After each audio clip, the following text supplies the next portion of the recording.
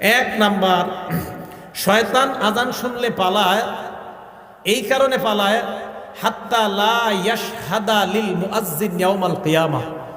শয়তান যেন কিয়ামতের ময়দানে মুয়াজ্জিনের পক্ষে সাক্ষী না দেয়, তাই শয়তান পালায়।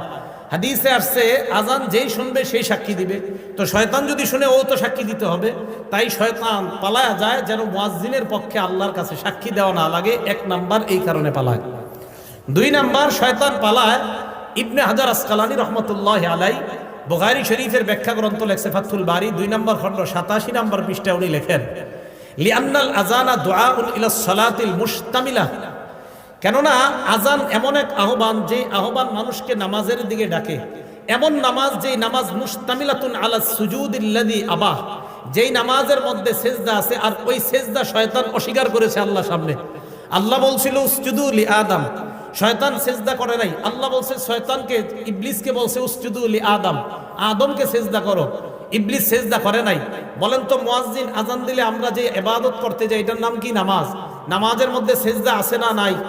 তো যেই নামাজে সেজদা আছে, এমন নামাজের আহ্বান শয়তান এই জন্য শুনতে চায় না যে তোরা এমন এক কাজ করবি একটু করে সেজদা, যেই সেজদা অস্বীকার করার কারণে আল্লাহ আমারে জান্নাত থেকে বের করছে। আমি এমন আজান শুনতে চাই না, তাই শয়তান আজান শুনলে পালায়া যায় যেন ও আপনার আর আমার বন্ধু না হয়। কারণ ও তো সেজদা অস্বীকার করে, আমরা সেজদা স্বীকার করি, ও অস্বীকার করার জন্য পালায়া যায়। এই দুই কারণে শয়তান পালায়। এক নাম্বার, কিয়ামতের ময়দানে যেন সাক্ষী দেওয়া না লাগে।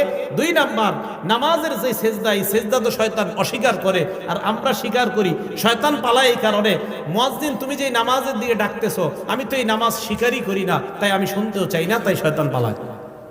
মনে থাকবে শয়তান কেন পালায়? আল্লাহ আমাদেরকে মনে রাখার তৌফিক দান করে। 5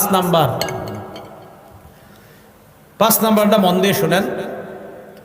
মুয়াজ্জিন সাহেবের আজান যতটুকু পরিমাণ যায়, মুয়াজ্জিনের আজান যতটুকু পরিমাণ যায়, জিন ইনসান ওয়ালা কুল্লু শাইইন, যত জিনিস শুনে সবাই মুয়াজ্জিনের পক্ষে কিয়ামতের ময়দানে সাক্ষী